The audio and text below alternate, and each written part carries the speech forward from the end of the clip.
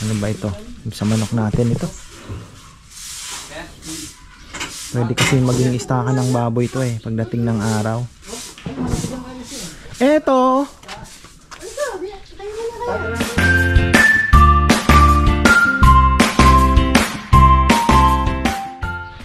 Ayan, magandang buhay mga farmer. Isang malungkot na balita. Sumali tayo sa karera training kanina, kahapon. At na-release ng 7:30 yung mga ibon. 8 po yung sinali natin, 6 pa lang nakaka-uwi. So ayan, mapapanood nyo po yung vlog sa Ka-Farmer's Loft at soon to be Simple Pleasures channel. So ayun po. Anong nangyari sa iyo? Na ay, ubo-ubo na naman kami. Ikaw wala ka ng sipon? Meron, no? Ayun mga farmers, sisilipin natin sa taas. At medyo bumibili na tayo ng baboy. Grabe presyo. Sabi ko nga kay Bebe, anong gagawin natin? Parang ayaw niya magtaas. Sabi ko kahit yung mga bago na lang na mag-i-inquire, yun na lang ang ano mo, medyo itaas mo. Pero yung mga na-deal na natin, nakakahiya. Talaga pong napakahirap. Alam nyo naman siguro. Di ko akalain kasi nung kay Ka-Farmer Anthony, kung hindi po siya tinamaan, wala po naging problema talaga sa presyo. Kasi hindi naman yun nagtataas ng ganun kalaki. Ngayon yung mga nagbebenta, hindi naman ako makakaikot, di ba? Wala naman akong contact, so aasa talaga tayo sa mga middleman. Grabe, sobrang taas. Kaya ayun, medyo tayo nervyos. Pero daanin na lang sa marami sigurong order. Pero halos talaga. Siyempre after January nandyan pa yung natin, income tax. Kaya medyo talaga din. Daanin na lang sa may raos lang po ito at hindi ako mapahiya sa inyo. Siyempre yung mga nag-order na rin. Para tuloy-tuloy. Next year na lang ang bawi. Ay, yan na mga farmer, market na tayo.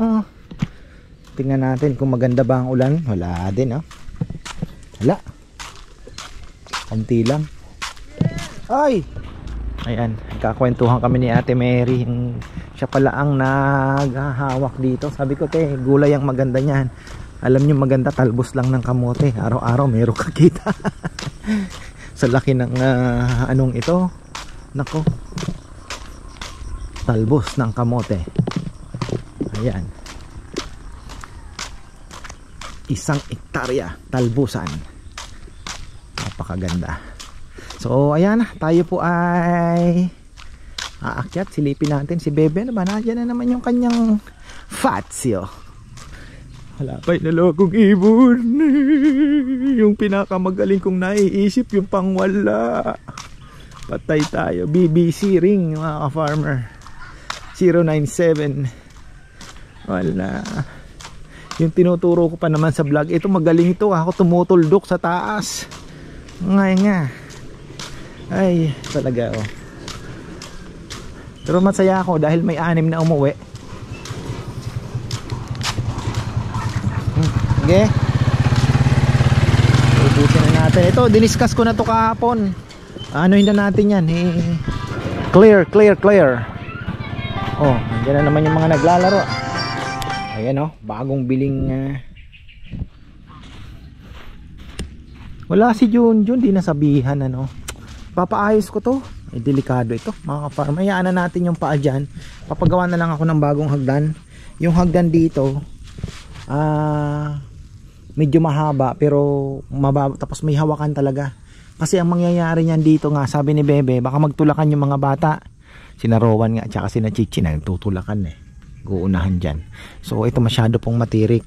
Pero kung medyo slant ng kaunti dito pag ganun, tapos yung step niya medyo maliliit, hindi gaano nga, may hawakan talaga siya, may handle. So yun po yung ating nakikita kong ito mistake talaga, medyo mali ito, matirik masyado. Kailangan bukas siguro natin, paayos natin kay Junjun. Dito lang naman siguro, dito para hindi gaanong hirap sa pag-akyat. Mga 3 years old kasi karamihan eh. 'Di ba? 3 years old. So, maganda na din na ano, maayos natin. Oh. Kong Kong. Dito ka na muna, Kong, at hard labor ang kailangan. Nililinis po kasi sila doon, yung tambakan pinalilinis ko na at masakit na sa mata. Tapos kako yung mga balahibo, yung mga pinag-anuhan, maghukay doon nilalagay. Takpan ng yero para at least yung ano, iwas langaw. Tingnan natin tong manggang bagong lipat. Okay naman na. Hinihintay pala si Rambo, nakapuling. Ano? Pag dito? Calamba, Laguna. Layo na yun Makauwi kaya. So, titingnan natin to. Yung mangga, mga kafa, makala ko pa naman nag-ano na. Pero, I think okay naman. Shoutout pala kay Tita Ligaya Lim. Ayan, Tita Ligaya. What do you think? Tingin niyo ba survive na? Lumaki-laki na Tingin niyo po survive na rin naman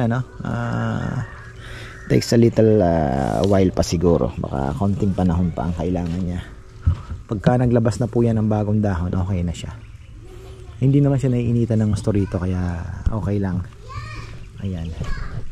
Tapos yung dito, marami tayong mansanitas. Siguro next coming weeks, ayan mga farmer, yung mga bunga na. So ang dami niyan. Mamumulot kayo. So ito naman yung ating avocado na inilipat dito. So ito, sana naman wag na tayo makaisip kung ano-ano pang mga gagawin dito dahil ano na to. May mga tanim na tayo dito. Ayoko na pong ilipat itong ating avocado. Ito ano na siya, naka-recover na siya. Ang ganda na. Isa sa mga pangarap po, magkaroon ng avocado sa farm. Niyog, avocado, pili. Ay, mga kalamansi. Syempre Indian mango, normal na lang po 'yan. So, ayun yung pili, avocado, ano pa bang mga pinangarap natin? Yung karamay, santol, mga farmer. Wala pa tayo, hindi pa namumungay santol ni Lola. Tapos yun nga yung manggang apple mango na kay Lola rin.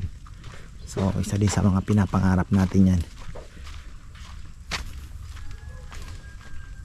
Gulay pala, may tanim din si Rambo dito. Malaking space pa dito. Sabi ko nga ang dami palang pwedeng tayuan na lechonan just in case na mag-boom yung ating lechon, ang dami po natin pwedeng lagyan. Pwedeng i-extend pa yon, pwede pa dito sa likod. So ayun, dito sila nag-uling, naka 23. So ayan, clearing operation dito. Ayan, medyo makalat dito mga farmer kasi yung si Bebe ang nagde-direct. Sabi ko yung mga pinagkaskasan ng baboy, balahibo, lahat ibabaon na. O kahit sa hukay lang ihulog.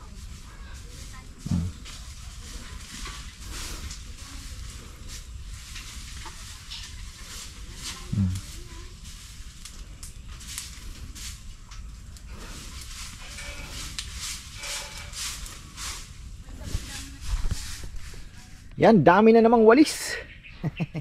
Kailangan pa rin ng walis mga farmer kahit may blower, syempre. So ayun, wala pala tayong lechon ngayon. Bukas ay 4 yata.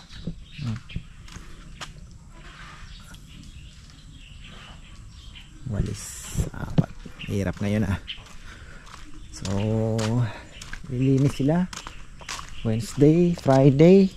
Ligpitan na naman yung ating technician. Nasa Antique pa, bukas pa lang daw ang biyahe. So darating siguro yun ang mga Saturday. By Sunday siguro sana mabisita na po tayo at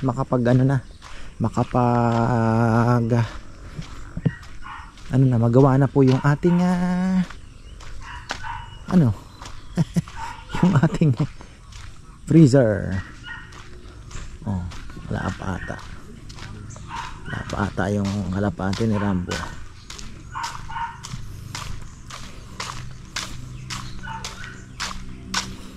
Kulang ng dalawa. Nung release point sa Pulilan, sinabi na ni Birdie Bird yung nagpapalaro, medyo hirap daw yung mga ibon nga dahil makulimlim at umaambon-ambon, so wala pong gaanong nakikita yung mga ibon. Pero kitang kita naman yung arayat, nakita ko nahagip so ewan ko ba bakit yung dalawa natin. Pero yung apat po, ang bilis nilang nakarating, less than 1 hour nakauwi na po. Pero yung dalawa, ayun, nga yung tatlo humabol na lang. Ba, meron pa atang naka ibon sa baka sa atin na yan. Sa kuryente, hindi naman dumadapo sa kuryente niya. Kalapate yun Cleaning time tayo, cleaning time. Wala pa rin bulaklak. Ito yung hinihintay ko talaga mga ka-farmer, na magbulaklak talaga. Yang ni Lola. Ang lalaki ng bunga niyan. Ito, ano ba ito? Sa manok natin ito. Pwede kasi maging istakan ng baboy ito pagdating ng araw. Ito.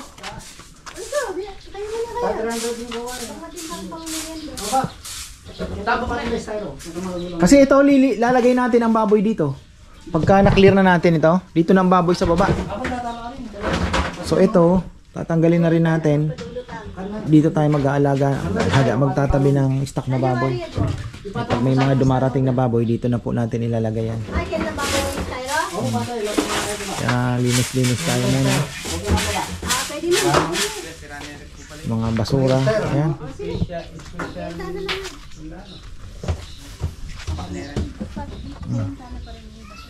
Yan, mga kalakal. Wala na, butas na lahat.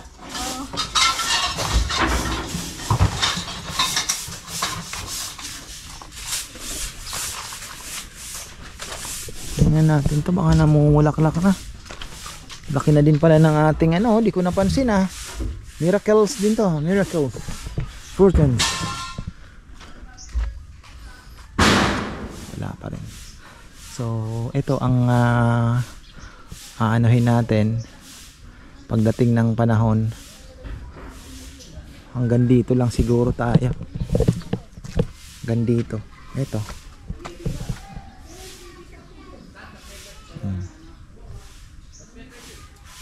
Tataas natin hanggang dito. Baka tanggalin na natin to hanggang dun. Excuse me. Baka baboy tayong dumating kanina. Ayan, sorry po. Tatanggalin na rin natin tong saging. So para hanggang dito. Itong mangga wala, untouchable yan mga farmer, remembrance yan. So hanggang dito lang tayo. Maluwag naman to. Tapos tataasan sigurong bubong. Magiging mga tables din na andito. Ayusin natin dito konti. Magiging maganda kasi magiging mataas po ito. Open yan. Yan yung ating aayusin. For the meantime, linis-linis muna tayo. Nakaipon-ipon, bibirahin na natin. At least may tuloy-tuloy pong trabaho. Naisip ko kasi maluwag na rin naman po ito kasi nga sabi ni Tito Rick, pwede din naman yung kitchen doon sa lumang tambayan. Iniisip ko kasi yung grill station, tsaka kung magkakaroon po dito, maganda na rin na naandito. No, so andito yung kitchen, so takbo doon, takbo dito. So pwede naman po itingnan natin yan.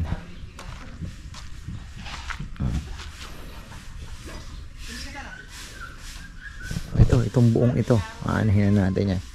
Tapos ito open lang, magiging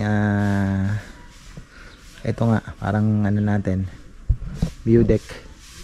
Tapos ito na yung ano, tataasan lang siguro na malaki-laki ang bubong nito. Baka abutin tayo ng 100,000+ nito. Bubong pa lang, yung nipa pa lang Kasi yung ito maliit lang ito, 65, baka tumaas pa. Dahil syempre baka tumaas na rin yung mga materyales.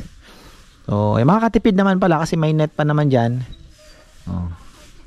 So same malamang same style gagawin natin. Pero hindi na ganyan na pang malalaking grupo. Tables and chairs na po ang gagawin natin. Dami nating acacia slab. So yung mga acacia slab na yon, mga acacia na yon, mapupunta po dito. Plus syempre ito rin. Sayang din yan, di ba? Mukha namang mas maluwag yata ito. Dito laki-laki naman yan.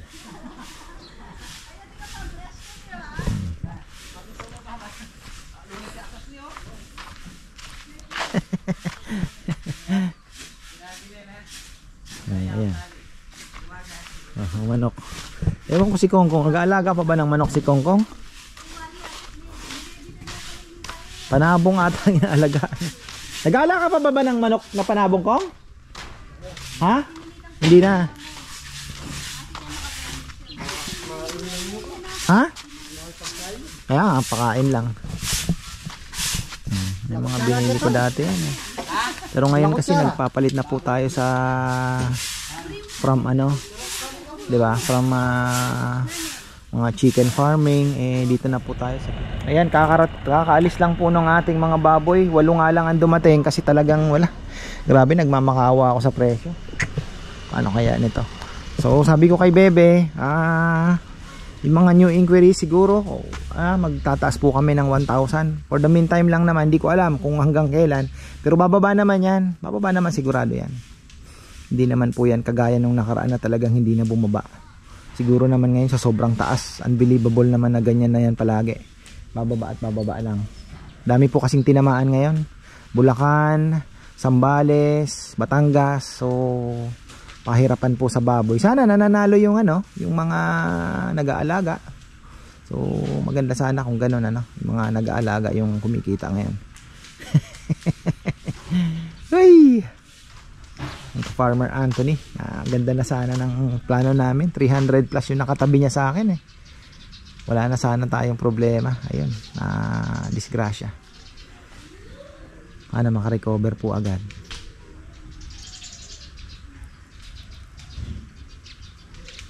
Sabi ko kay Bebe, lahat ng mag-i-inquire, price increase. Kung ayaw nila, wala. Kesa naman po para lang kami naglalaro nito. May stress pa ako, di ba?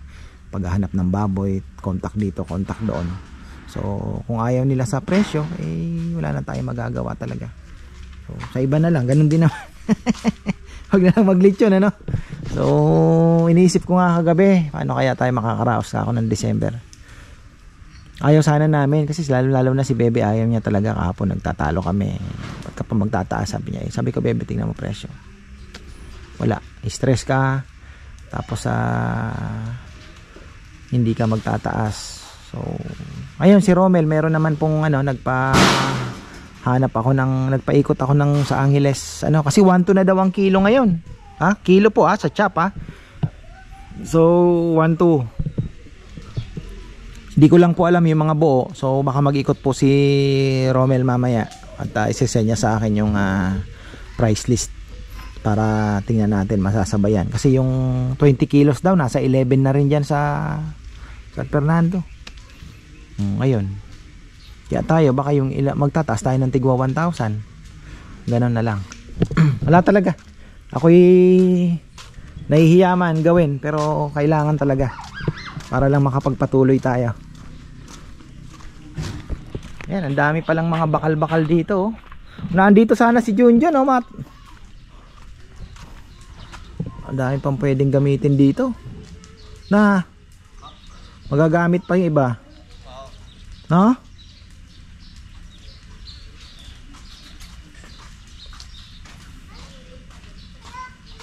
Yan yung mga small bakal-bakal kasi papagawa ko ng training box pero gusto ko yung aluminum na lang, yung maliliit na magaan para hindi po hindi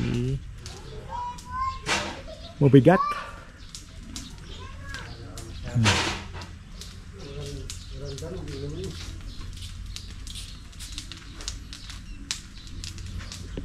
Magandang kuhanan ng ano doon. Yung lupa doon, Kong. Kuhanan natin ng pang maganda yung lupa na kasi naandyan lahat ng yung dahon tinatapon, di ba? Naging compost na eh. Wala na, goodbye dump site na. Kailangan makapaghukay. Boy, ano, si Kongkong daw kayang maghukay ngayon. Naka-ready siya. Na. Turo mo yung hukayan. Hindi, kailangan po namin maghukay talaga para yung mga lalangawin, lahat yun inuhulog na lang doon, tapos tatakpan namin ng yero, so walang makakadapo na kung ano man. Tapos kung tuyo na, di sisigaan mo mga balabalahibo yung kailangan. Iniikutan ko ang bunga kalamansi natin. Yung bignay, nag-practice lang magbunga pero hindi din tumuloy. Bignay po ito, ano na, confirmed. Ayan. Daming kalakal, oh. Sabi ko kay Junjun, pumasok sana eh. Tatanong nga daw ng trabaho.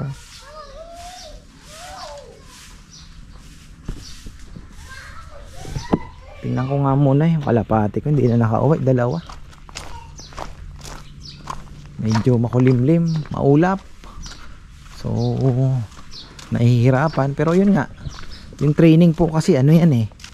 Pag dyan muna sasala yung matatalinong kalapati talaga.